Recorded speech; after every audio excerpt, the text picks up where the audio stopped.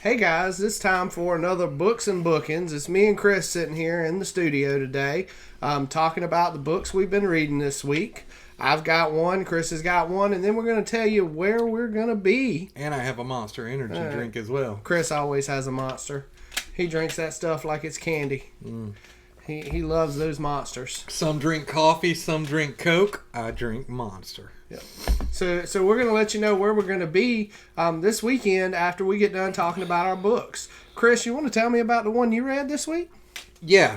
Actually, I read several, but I read one today, and I thought I'd share it with you because it's kind of a big event that's going on in Marvel that's kind of been kind of hush-hush. And I don't think a lot of people are aware of what's going on in Marvel. Did you know there's a crossover event going on in Marvel right now? Is it the gang war thing? No, it's not. Gang War has not happened yet. What is going on? Gang War has happened. This is called the Contest of Chaos. Contest of Chaos? No, I haven't heard that, Chris. What's going on in the Marvel books? You know, I stick to DC. Yeah. So I've been reading the Dan Slott Spider-Man, and Spider-Man Annual #1 came out. And first and foremost, the cover, if you see, it's a beautiful cover. That grabbed me right there. The Wolverine Spider-Man cover. And, you know, I want to say the guy that did it was Gabrielle Dell'Otto. So it may have been a woman. Gabrielle Dell'Otto. It could be Gabriel. Or Gabriel. Yeah. It does have an E at the end. So sorry about that. Correct us if you see us up here. Tell us who you are and what gender, or if you might even be a they, them, who knows. But Yes. Anyway, beautiful artwork. Yeah, I love the artwork on the cover. So, you know, it starts off and you're reading just a typical Spider-Man story, telling his jokes and fighting against Rhino. And you get about halfway through the book and Spider-Man goes to climb through a window and comes out in the middle of a Brazilian rainforest on the other side of the window. So you're like, what the heck is From going on? New York to Brazil? Yeah, New York to Brazil. So he starts wandering around, but as you see this happening, you start seeing something else going on, and none other than Agatha Harkness, who is trying to recreate the Darkhold. Ooh. So she has created the Contest of Chaos. And basically what it is it's going to cross across all of the Marvel annuals, looks like, over the next couple of weeks. Looks like it runs through September. Guess she's trying to recreate the Darkhold for herself. And in this particular book, and it started in Scarlet Witch #1, I believe. The last I heard with the Darkhold in the comics is Scarlet Witch took it into herself. Ooh. And so she now has it and controls the Darkhold. And Agatha wants one for herself. So we move along in the story a little bit. And, you know, things are going on. Spider-Man's like, I don't know what I'm doing here. How did I get here? All of a sudden, he's up against the wall. He climbed up. And none other than Wolverine crashes out the window and knocks him out. And he's like, hey, wait a minute, whoa. And now Wolverine's like, yeah, you're real. I can smell you. So, you know, so you get the whole, they're talking. Did he tell him to wash his suit? They're jawing around with each other and everything. And, you know, Spider-Man's like, that's the web slinger. You smelling the web slinger stuff. But anyway, they're jawing and going on. Well, they, you know, Wolverine kind of tells him, hey, this is where we are. But he's like, well, is this real? He said, well, some of it is, but some of it isn't, because there are no cities in the middle of a rainforest. Yeah. And, anyway, sorry, I really need to drink. I'm thirsty. So we get farther along, and there's this mystical looking orb thing in this temple. And Spider-Man's like, it's mine. I saw it first. Which leads to this long, well, it's not really long, but a fight, basically. Who gets this orb? So you get Wolverine and Spider-Man fighting all the way through to the end of the book. Oh, man. So that was pretty interesting. The end result is, spoilers, Wolverine won. Of course he did. He got the orb, and at the end of the book, you see Wolverine walk into I guess another portal window type thing.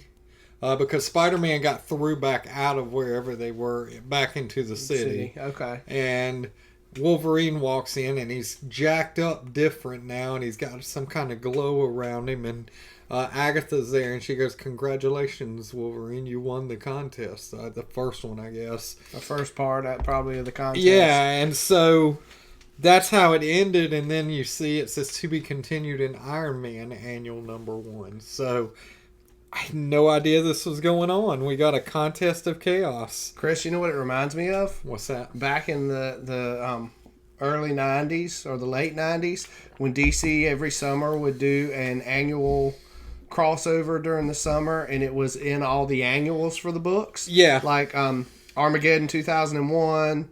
They did the Eclipso one year. They did the Dark Worlds, which was kind of an Elseworlds type tale, one year. That's what it reminds me of. Yeah, and I'm looking up the Contest of Chaos right now, just kind of give you an idea of the checklist on it. Wow. Okay. I wonder if they're doing like an alpha and an omega book like they normally do with these. Not sure. Let's see what we got. So Scarlet Witch Annual was basically your kickoff, the prelude to Contest of Chaos, and then it kind of jumps over. I mean, I'm getting the whole Scarlet Witch. Obviously, Yeah. that was leading up to it. So that must be the lead up, and then it'll roll. So we know that the second issue is this Spider-Man Annual #1. Yeah, absolutely. And it rolls over to, you said, Iron Man Annual #1? I believe we're Iron Man Annual. Let me see if I can get us a checklist. A real checklist. Sometimes it doesn't do that well online. Yeah, so the prologue we got was in Scarlet Witch Annual #1, which I'll have to go back and read that. Then, of course, the Spider-Man, which I just picked up. Then it goes into Iron Man, Fantastic Four, Moon Knight, Spider-Gwen, Venom. You're going to get Venom versus Deadpool. That should be a fun one. That should be a good one. X-Men, and then Avengers. So 9 books is not too bad. No. And it's probably like weekly, normally, when they do that. If Yeah. it's running through September, it'll probably be a weekly thing where annual will come out each week, which is odd because they normally put all the annuals out on in like the 5th month or the 5th week of the month when they do annual. Right, and I don't know who is writing Scarlet Witch right now. I believe it's Steve Orlando.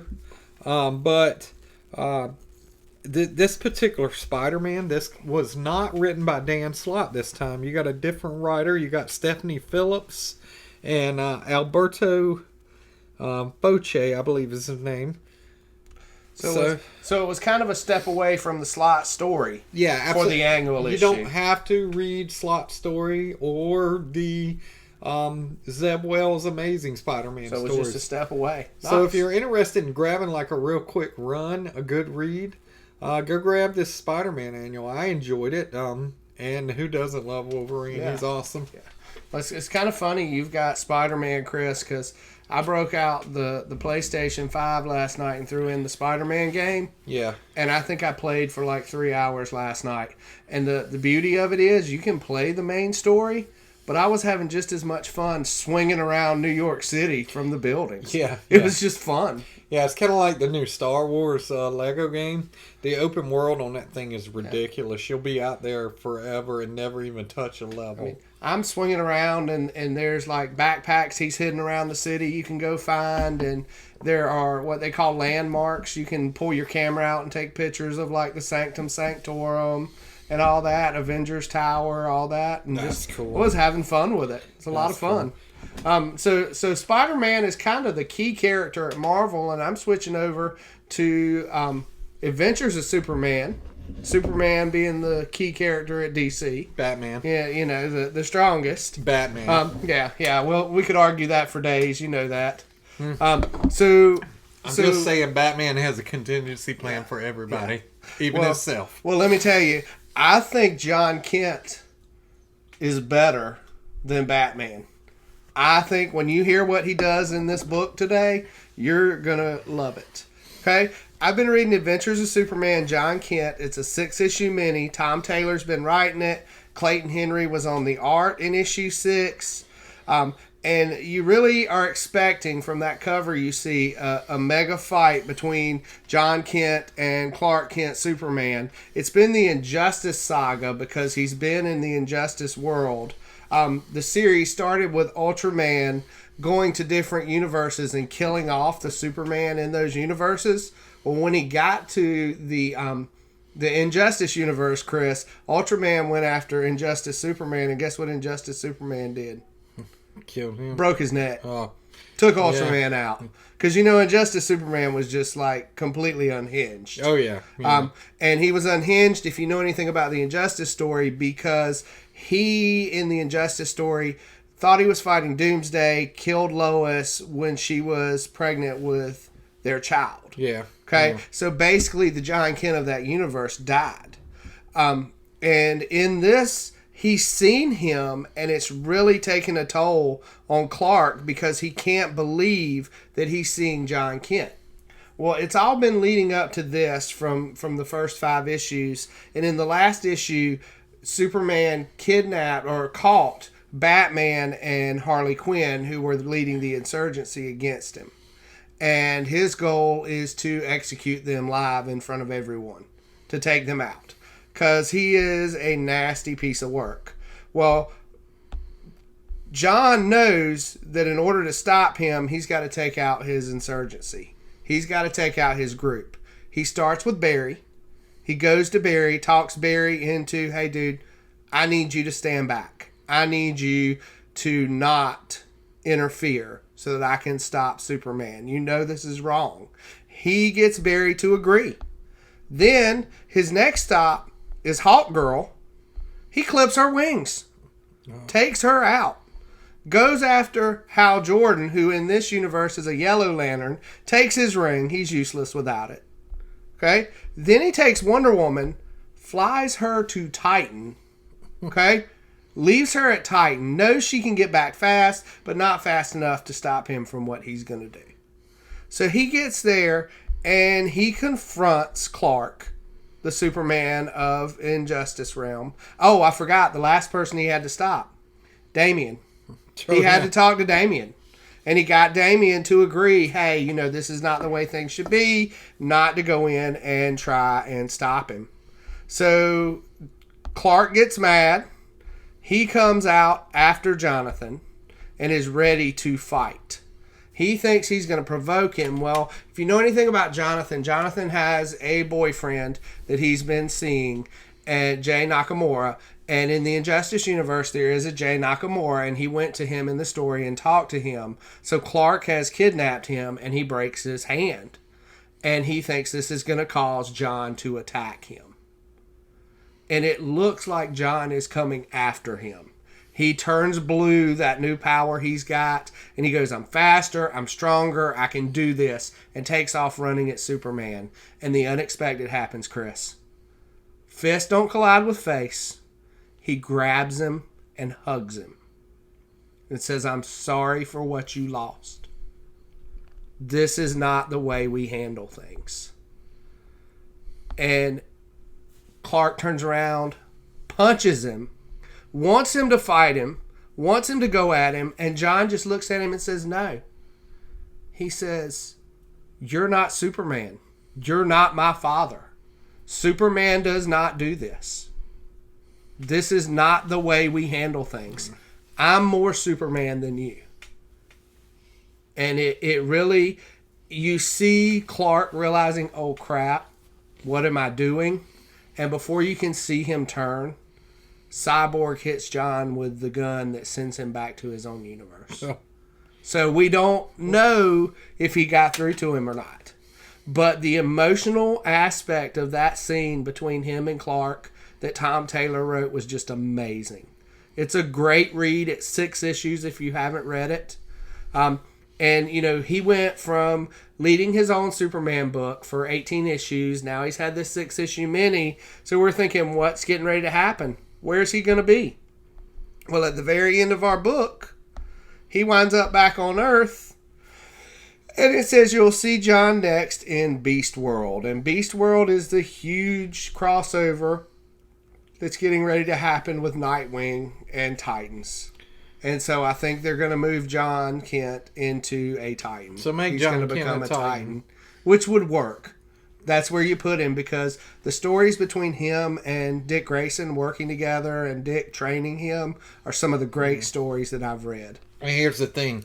Tom can only write so many books. Yes. So he needs Yeah. to combine some so he don't have to write so much. Well, he's doing amazing work, even with all the books he's writing. Oh, yeah, he I'm does reading amazing this, work. I'm reading Titans. I haven't been reading Nightwing, but I know I'm going to have to pick it up for this crossover. Any Nightwings I've read have always Yeah. been good that he writes. So So that's cool. I'm fully excited. And if you're not reading this book, John comes away at the end, and John was a different Superman in his book. He went and did things that Superman would not do. Oh, yeah. And after meeting Injustice Superman, John realizes, I know why Dad doesn't do that now, because he can't, because of where it will lead him. And so he has to take a step back and reflect on himself and what he's got to do to be the type of Superman he wants to be. Yeah. So, I mean, it's an amazing read. Cool. Yeah. Well, yeah, Tom Taylor, he's a great writer. So, yeah. So, cool. Yep. So, that's our books for this week. I picked a few things up. I did pick up the Superman annual. I haven't read that yet. Josh, did you pick yours up this I week? have not picked up this week. That leads me to our next thing. You guys need to come see us in Greenville this weekend. Come get some comics so I can go pick mine up when we're done. Oh, Josh is broke. Josh is broke. So come spend some money. Hey, I almost sold your Lord of the Rings glass today. Oh, nice. Jonathan saw it in my car and he's like, hey, how much? 20? I don't have a 20 on me right now. Yeah. I'd get it. But, yeah, so we're going to be there. I'm not sure about table space yet. I'm pretty sure we're going to have one table, but we're going to make it work. We can make one table work. But if you guys will come buy stuff, we'll make more room on the table and put more stuff out, because we're going to have quite a bit of stuff And put out there. And don't just come to buy stuff from us. Come to see the con, guys. It's going to be an amazing convention. Greenville Comic Con is where we started. If you haven't seen it yet, we put our preview video up, and you guys can see. We talked to Tim Deal, who is one of the people running the con. We did a preview of the show. It's on YouTube.